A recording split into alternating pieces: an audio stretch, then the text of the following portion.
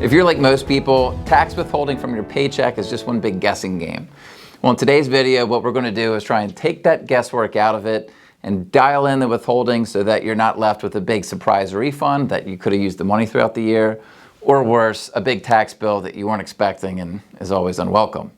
My name's Joe Conroy. I'm a certified financial planner, and I help my clients with not just investing in retirement, but also tax planning from a high level as well. Now, you may not be aware, but there were some changes with the Form W4 that you file with your employer to help calculate how much taxes are withheld from each of your paychecks. The change came in 2020, and if you've been employed with the same place and you haven't had to file a new W4, then you probably haven't noticed. But this would be a good time to go through, update your W4, and make sure that you are getting the most accurate tax withholding that you can anticipate so that you don't have that tax surprise when you go to file your taxes. So when it comes to your W4, you really have three different options. One, you could just do a guessing game or just throw darts at a board, and obviously I wouldn't recommend you do that. The second one is you go and you fill out the questionnaire. Now, I am pretty financially savvy, and if you are not, you are probably going to be confused by this questionnaire. Even someone that's financially savvy like me was still relatively confused going through this questionnaire. So I don't know that I'd recommend that the average person go through this. There's also a good indicator that the IRS doesn't want you to go through this questionnaire because they mention an online tool about 10 times in your W4 packet. So if reviewing a chart like this gives you cold sweats, do not do this manually. Go through the IRS website and use their worksheet. You're going to be happy that you did. So what I want to do now is take you through that online tool, and in essence what the IRS is doing is they're filling out your homework for you. You just have to fill in your name and sign it and then turn it into your boss. It really is a seamless system, so let's take a look. So when you go in, just pull up Google and enter IRS W4 Estimator. Pull up the website, you want to scroll down, make sure you're on the official IRS site. And then click this button, use the tax withholding estimator. Now, I do want to point out before going through this, to save yourself some time, you're going to want to make sure that you have your most recent pay stub, not just any pay stub, but the last pay stub for you and your spouse, or any of the pay stubs you have for all of your jobs. You want to make sure you have those. It will save you time as you go through this process. So this estimator is going to ask you a series of questions. All you have to do is answer them to the best of your ability, and then it will kick out the results towards the end of it. So let's go through these 5 steps. Filing status.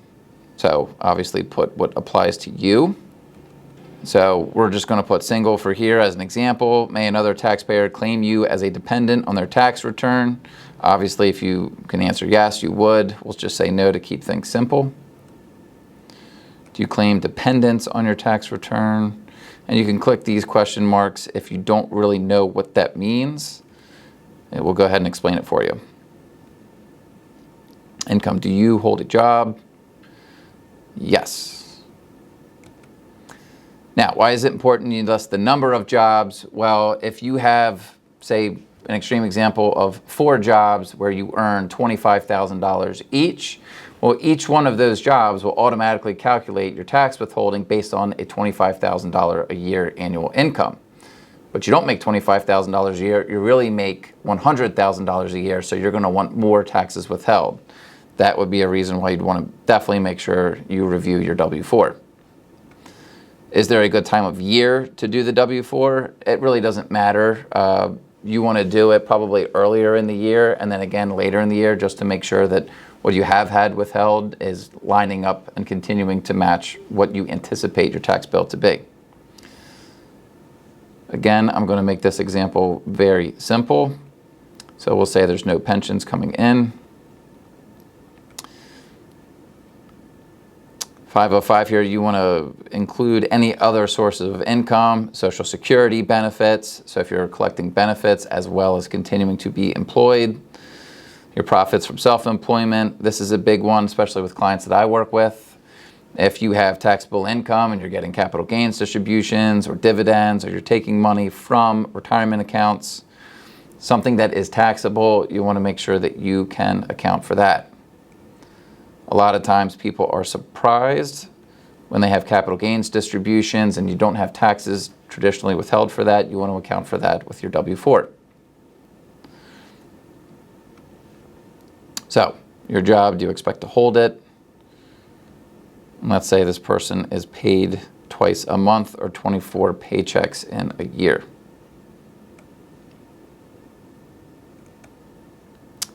So we'll say that the most recent paycheck was the middle of March. And this individual is just going to make, we'll say $50,000 for an example here. If you have been paid any bonuses or you expect to receive any bonuses, you want to put those in. A lot of people that I work with have variable compensation, so this is something that maybe after bonuses become clear, you want to come in and update your W4 just to make sure that you're still on track. Now, I mentioned you want to have your most recent federal income, you want to have your most recent paycheck. This is where that information is going to come in handy. We'll say this person is only having $50 a paycheck withheld, and they've had 5 paychecks this year. They are not doing a 401k plan. Again, this is simple. You want to make sure that you do know what you're getting. A lot of that information is going to be in your pay stub. We're just going to keep moving. See adjustments. All right, so I'm going to put no, but let's go ahead and look at what some of these examples of adjustments might be. Student loan interest deduction, educator expense deduction. Click on the question mark if you have any questions. For example, if you or both you and your spouse are educators, you can take up to $250 each or $500 total for a couple where both are educators. So that's where you're going to want to put some of those adjustments in to help get the most accurate number. All right.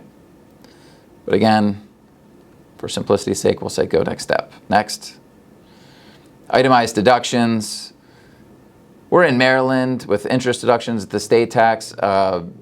There's a lot more folks probably in this part of the country that are doing itemized deductions. I know a lot of folks are really just taking the standard deduction.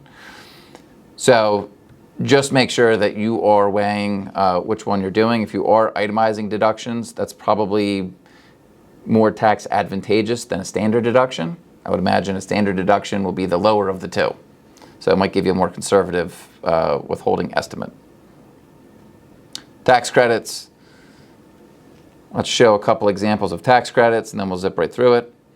Child dependent care, foreign tax credit, educational, retirement savings.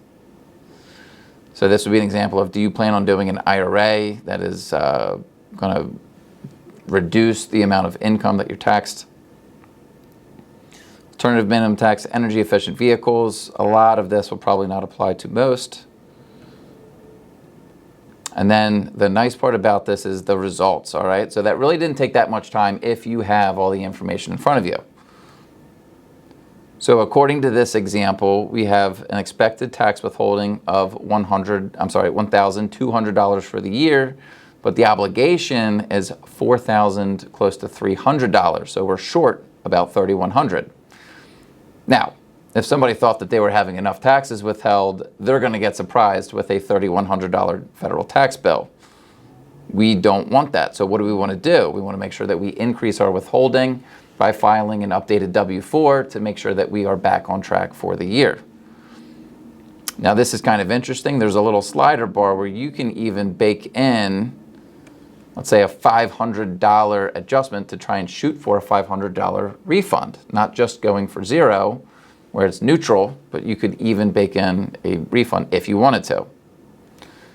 Now, if banks were paying interest, I'd probably dissuade people from trying to loan the government with a 0% interest rate, but you're getting 0% really at the bank anyway. It's not that big of a deal. It's kind of a 6 of one, half dozen of the other as far as I'm concerned.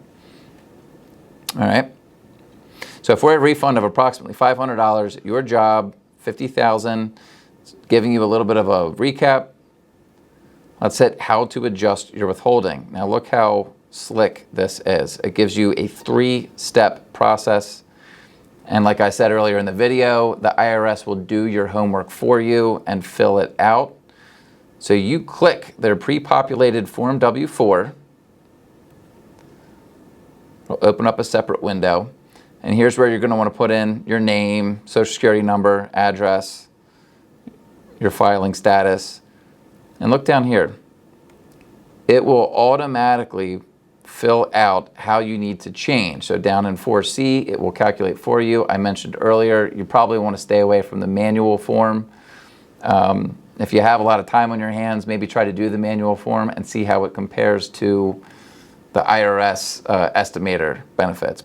So once you print this form out and you fill in your information, sign it, hand it to your employer, and then you're back on track and probably getting the most accurate tax withholding on your paychecks to reduce those surprises when you're filing your taxes this time next year. So hopefully you found this video helpful. If you want more detailed help through this, hopefully you're working with a tax professional who can guide you a little bit more.